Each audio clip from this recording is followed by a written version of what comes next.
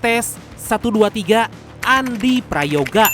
Salam dari Sukabumi bradku, sehat selalu. Wih, makasih ya. Semangat menghibur para penonton Santuy Movie. Titip nama buat peran jahat Bahlul. Aduh, jangan pakai I ya. Ingat, jangan pakai I. Hihi. Thanks bradku, sukses ya. Oke siap brad. Rasya X Satur Nezenta. Gitulah. Rahasia hadir bradku, namaku kapan dimasukin brad? Udah pernah request nama bradku? Oke siap brad, sekarang ya. Nah, sebuah film kisah nyata yang bisa membuat kita pintar dan tahu bagaimana kasus korupsi dalam lingkungan hukum, keuangan, dan kepemerintahan. Film ini juga akan membuka mata kita soal kasus-kasus korupsi yang melibatkan banyak orang penting. Nah, skuya langsung aja. So, biar semangat mari kita ucapkan sama-sama secara serentak, oke? 1, and 2, and 3. Apa? Gaskeun. Mantap.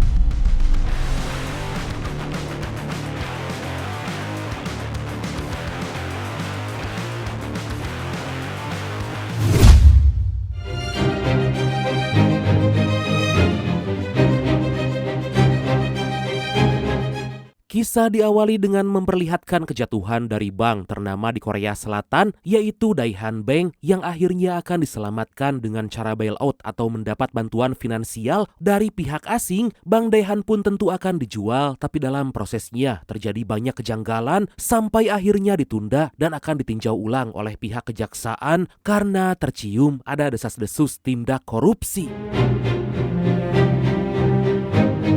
Dan inilah sebuah film yang diangkat dari kisah nyata Black Money.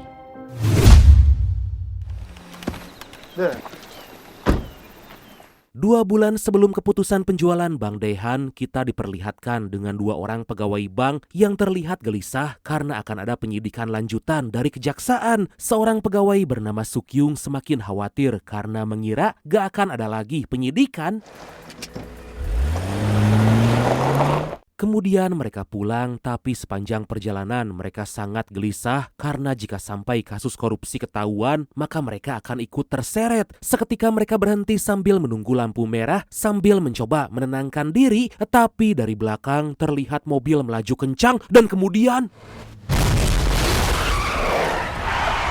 Sukyung segera keluar dari mobil karena mobil yang menabrak itu kembali mendekat dan menabrak lagi. Sukyung teriak histeris karena rekannya tewas ditabrak tepat di hadapan matanya. Beruntung Sukyung masih selamat, tapi tentu sangat ketakutan dan mungkin ini semua ada sangkut paut dengan kasus korupsi di Bank Daehan. Beberapa hari kemudian, Sukyung lagi dalam perjalanan, tapi dia melihat sebuah truk yang seperti ingin menabrak. Rasa trauma itu membuatnya sangat ketakutan dan dengan cepat Sukyung tancap gas dan malah menabrak. Sukyung pun diberhentikan oleh polisi karena telah membuat kekacauan. 3 hari kemudian kepolisian Korea Selatan mendapat laporan ada seorang perempuan yang udah meninggal dalam mobil. Dengan cepat polisi mendatangi TKP dan menemukan fakta bahwa itu adalah aksi bunuh diri. Tapi yang paling menarik adalah perempuan yang gak lain dan gak bukan yaitu Sukyung. Meninggalkan sebuah pesan yang berisi bahwa dia telah dilecehkan oleh seorang jaksa bernama Min Hyuk. Dalam waktu cepat kabar tersebut menjadi viral dan Min Hyuk sangat kaget karena dia gak pernah melakukan itu. Min Hyuk hampir baku hantam dengan seorang rekan sekantor karena orang-orang langsung percaya dengan berita tersebut. Min Hyuk segera pergi menemui atasan untuk membantah semua tuduhan. Min Hyuk ingat bahwa Sukyung datang ke kantor kejaksaan melaporkan kejadian tabrak lari, tapi entah kenapa Sukyung juga meminta agar dihukum. Tentu Min Hyuk bingung karena dia gak bisa asal memenjarakan orang. Dari sana Min Hyuk mendatangi upacara pemakaman Sukyung, tapi di sana dia malah dihajar. Min Hyuk sebisa mungkin membela diri karena akan menyelidiki kasus kematian Sukyung demi mencari tahu apa yang terjadi dan membantah semua tuduhan padanya. Scene berpindah memperlihatkan para petinggi Bank Daehan lagi rapat karena pemerintah gak kunjung memutuskan penjualan Bank Daehan. Penasehat hukum bank bernama Kim Nari dibuat kesal karena pemerintah bekerja dengan lelet, membuatnya harus menunda banyak keputusan, apalagi kolega pihak bank malah melarikan diri dan diburu karena gak membayar pajak sebesar 7,8 miliar won atau sekitar 92 miliar rupiah.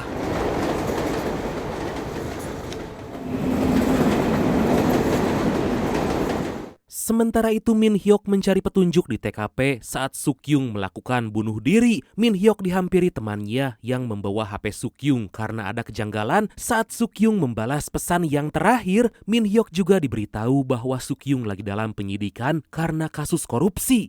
그래요? 잠깐만요.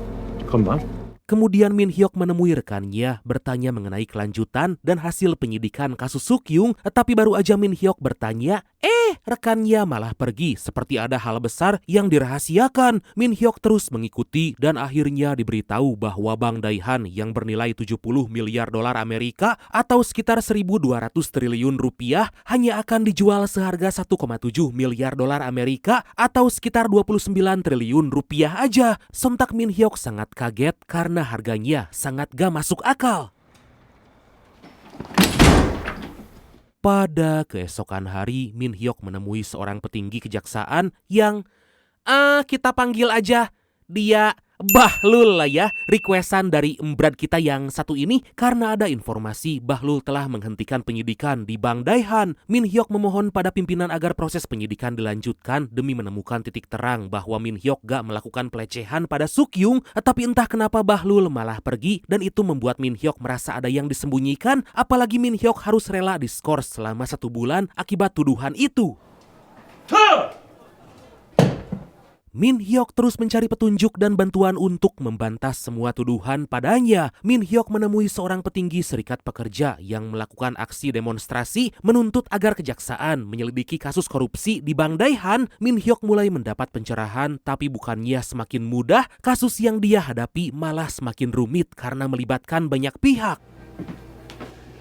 형 근데 최민규가 Di tengah-tengah itu datanglah Kim Nari karena ingin membujuk para demonstran untuk menghentikan aksi agar pemerintah segera mengambil keputusan mengenai penjualan Bank Daehan. Kim terus membujuk karena itu semua demi kepentingan bersama, tapi orang-orang itu gak mudah luluh karena baru aja mau berhenti jika tuntutannya bisa dipenuhi.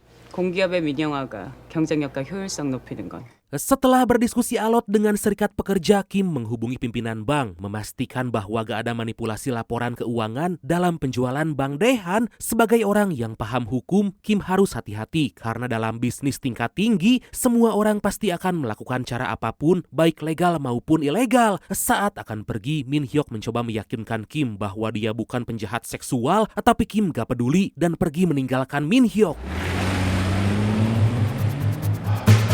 Singkat cerita, Min Hyuk melakukan investigasi sendiri demi mencari tahu kasus apa yang sebenarnya lagi dia hadapi. Min Hyuk akhirnya kembali ke kantor dan langsung mengajak tim agar menemui petinggi pengelolaan dana investasi negara atau kalau di Indonesia mah Danantara kali ya, karena ada kecurigaan keterlibatannya dengan pembunuhan yang terjadi pada pegawai Bank Daehan. Tapi Min Hyuk gak mendapat informasi apapun, tapi dengan cerdik tanpa disadari, Min Hyuk mengcopy data dari komputer petinggi itu. 일단 철수합시다. 예. Beberapa hari kemudian Min Hyuk menemui Kim demi mencari titik terang. Min Hyuk menemukan petunjuk bahwa Sukyung kemungkinan dibunuh akibat mengirimkan laporan keuangan bank yang menjadi dasar Bank Daehan akan dijual. Tentu Kim gak langsung percaya, apalagi Min Hyuk dituduh telah melakukan pelecehan. Min Hyuk terus meyakinkan bahwa dia dijebak dan minta bantuan Kim agar membantu memecahkan semua ini. Tapi jawaban Kim tetap sama, dia gak tertarik membantu Min Hyuk.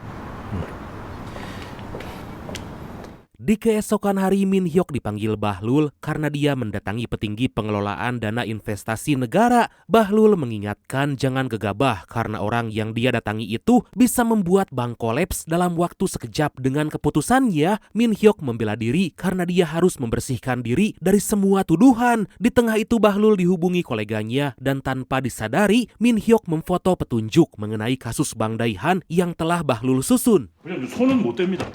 저 새끼가 야마!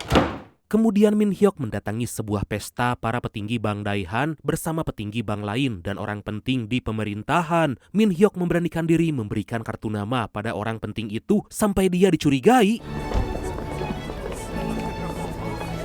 Dari sana Min Hyok pergi makan malam dengan Kim karena Min Hyok terus membujuk agar Kim mau membantu. Mereka menikmati makanan dan minuman sambil ngobrol tentang karir masing-masing. Min Hyok ingin urusannya segera selesai karena gak ingin terus dituduh sebagai penjahat. Beberapa hari kemudian, Min Hyok mendapat kabar bahwa petinggi di kejaksaan telah ditangkap Komisi Pemberantasan Korupsi karena dituduh melakukan kasus suap. Min Hyok sangat sedih karena hal itu muncul tiba-tiba, padahal pihak kejaksaan lagi menyelidiki antara pengelolaan dana investasi negara dan Bang Dae-han yang dicurigai ada korupsi. 수사 중단하실 거 아니시죠?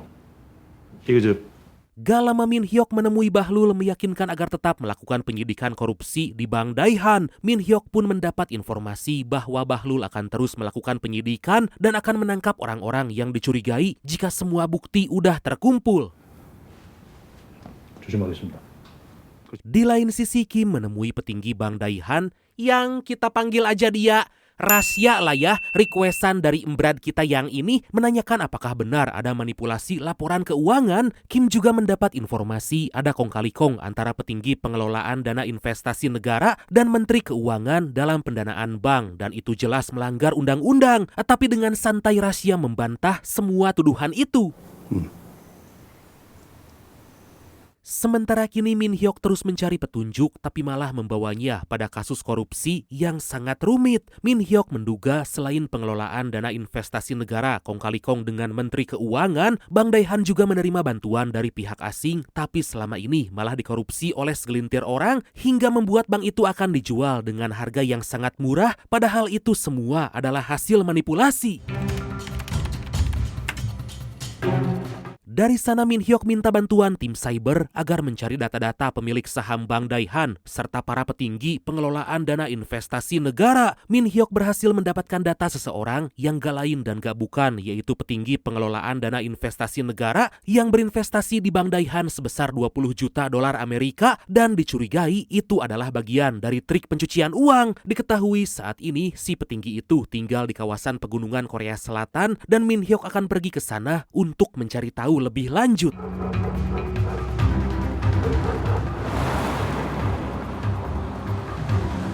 Setibanya di sana, Min Hyok dan rekannya nekat masuk ke rumah dengan menaiki pagar. Mereka terus mengetuk pintu hingga si pemilik rumah akhirnya muncul. Min Hyok langsung bertanya mengenai laporan yang dia temukan hingga Min Hyok langsung memborgol si petinggi itu atas tuduhan pencucian uang dan manipulasi keuangan di Bang Dae-han. Min Hyok langsung membawanya, tapi dalam perjalanan mereka dihadang sebuah truk. Min Hyok segera mengecek keluar, lalu meminta si sopir truk itu agar keluar, tapi secara mengejutkan truk tersebut malah mundur dengan kencang dan kemudian Min Hyok segera mencoba menyelamatkan rekannya, juga orang yang baru dia tangkap, dan beruntung mereka masih selamat meskipun mengalami sedikit luka-luka. Min Hyok berusaha mengejar si sopir truk, tapi dia udah pergi melarikan diri.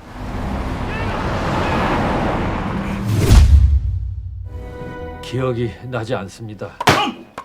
Min Hyok langsung menginterogasi si petinggi tersebut, tapi tiba-tiba dihentikan oleh rekannya atas perintah dari Bahlul. Min Hyok dianggap telah menyalahi aturan, apalagi melangkahi perintah dari Bahlul. Gak lama Min Hyok diberitahu bahwa si petinggi itu hanya dipinjam nama karena para investor sebenarnya berasal dari negara asing. Tentu Min Hyok semakin bingung karena masalah menjadi rumit melibatkan banyak orang penting. 오케이. 네, 알겠습니다. Akhirnya Min Hyuk menemui pimpinan serikat pekerja, memberitahu apa aja yang telah dia temukan. Min Hyuk gak ingin menghentikan penyidikan karena yang dia lakukan itu semua demi membersihkan namanya. Tapi fakta yang dia temukan malah menjadikan kasus ini malah semakin rumit. 20억도 준다. 지불할. Dari sana Min Hyuk menemani rekannya yang saat ini dirawat di rumah sakit. Min Hyuk merasa bersalah karena saat ini dia terluka parah. Min Hyuk berjanji akan membongkar kasus tersebut agar semua ini gak sia-sia.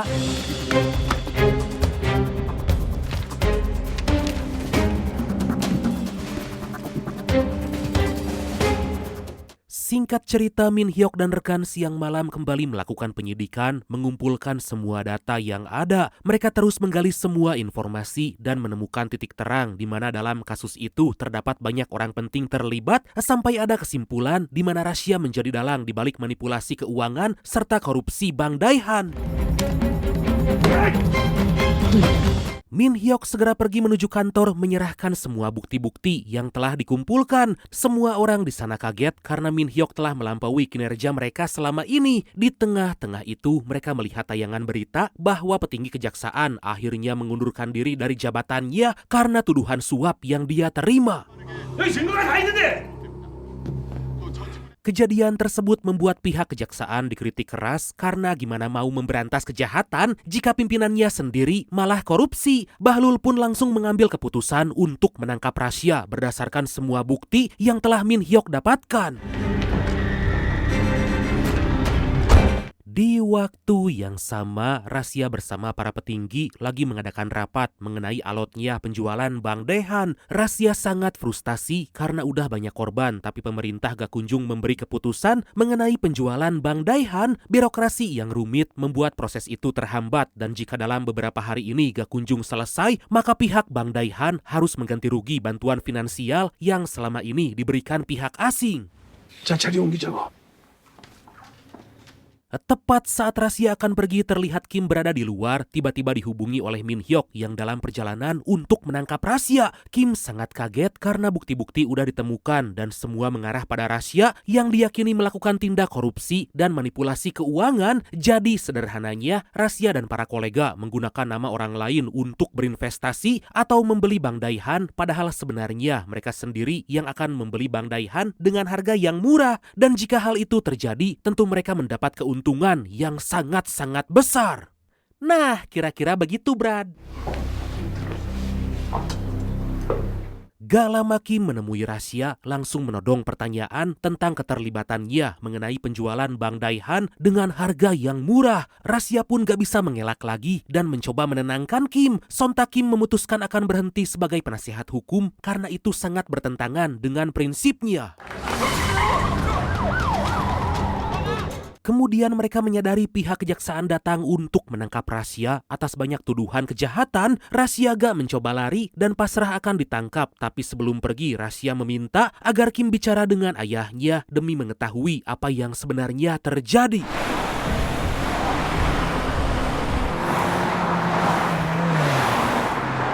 Kemudian Min Hyuk dan yang lain pergi menyerahkan Rasya pada pimpinan KPK untuk diinterogasi. Bahlul mulai menanyai Rasya atas keterlibatannya dalam manipulasi keuangan serta kong kali kong dengan pihak pengelola investasi. Di tengah itu Bahlul dihubungi seseorang, tapi Bahlul langsung mematikan telepon. Secara gak diduga, Bahlul meminta Rasya membantunya agar menjadi jaksa agung dan Rasya gak akan ditangkap, apalagi Rasya punya pengaruh kuat dan banyak koneksi di pemerintahan.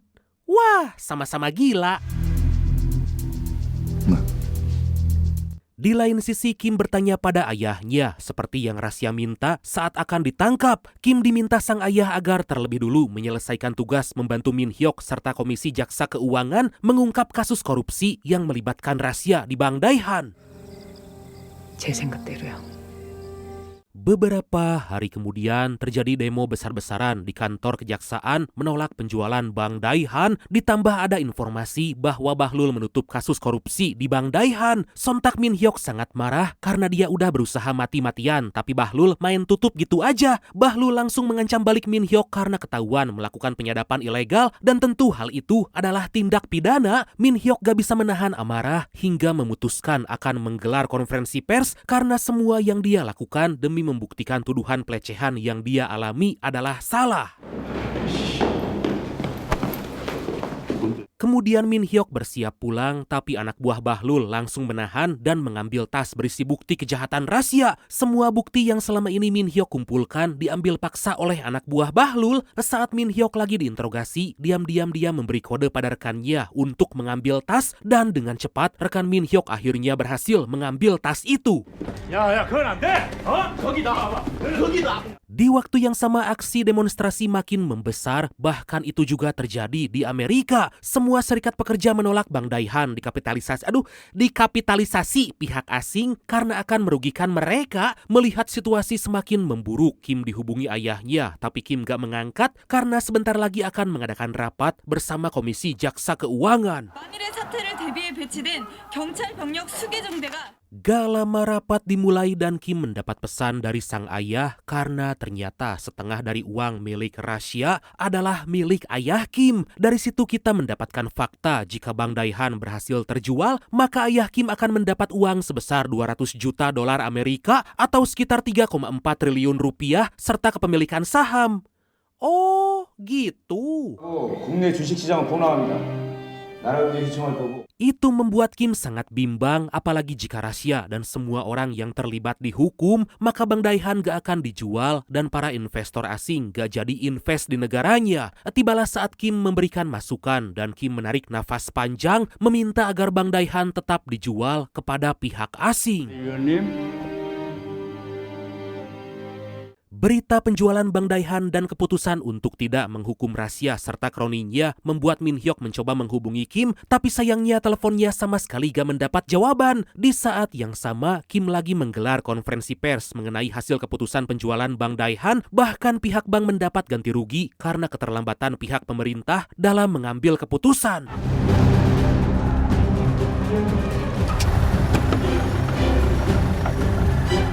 Saat dalam perjalanan, Kim mendapati bahwa para demonstran telah memblokade jalan. Sebenarnya Kim masih bimbang, tapi keputusan itu dia ambil karena Kim akan mendapat bagian uang dari sang ayah agar Kim bisa membuat firma hukum sendiri yang lebih besar. Di lain sisi, Min Hyuk mencoba masuk menemui Kim karena Min Hyuk tahu bahwa Kim telah bersekongkol. Dikarenakan gak bisa menemui Kim, akhirnya Min Hyuk masuk ke dalam aksi demonstrasi sambil membawa tas berisi bukti kejahatan rahasia dalam penjualan Bang Dae-han. Min Hyuk bicara dengan lantang karena hukum malah dipermainkan seenaknya. Min Hyuk melakukan itu karena dia dituduh melakukan pelecehan, tapi akhirnya malah menemukan konspirasi jahat, pembunuhan, dan suap demi menutupi kasus korupsi. Min Hyuk juga mengkritik keras keputusan Bahlul yang menutup kasus dengan seenaknya dan kong kali kong dengan rahasia. Di tengah itu datanglah rekan Min Hyuk menyebutkan bahwa Min Hyuk bukan lagi jaksa karena telah diskors akibat melakukan penyadapan ilegal. Seketika terjadi bentrok antara pihak kejaksaan dengan para demonstran karena mereka mencoba melindungi Min Hyuk yang sangat ingin mengungkap kebenaran. Gak jauh dari sana, Kim hanya melihat Min Hyuk terus menyuarakan kebenaran, tapi Kim gak peduli karena jika terbongkar maka sang ayah akan ikut ditangkap dan uang tersebut gak bisa Kim dapatkan. Meskipun bertentangan dengan prinsip, tapi uang tersebut telah membutakannya dan Kim tetap memilih diam meskipun Min Hyuk diperlakukan dengan sangat gak adil. Hingga sampai kasus ini dinyatakan selesai, rahasia, Kim dan yang lain sama sekali gak ditangkap ataupun diadili. Mereka tetap menikmati keuntungan dari penjualan Bang Dae-han atas konspirasi jahat yang selama ini mereka lakukan. Dan akhirnya film yang diangkat dari kisah nyata ini pun tamat. Coba deh kalian tonton full filmnya langsung, Brad, karena seru banget. Ya, begitulah. Mungkin pesan yang bisa diambil adalah kejahatan dan kebenaran mungkin bisa dikatakan adalah dua hal yang sulit diungkap jika melibatkan banyak orang penting. Tapi ingat, ada keadilan yang sangat kuat dan paling kuat, yaitu hukum dari Sang Maha Kuasa. Waspadalah, waspadalah. Hehe.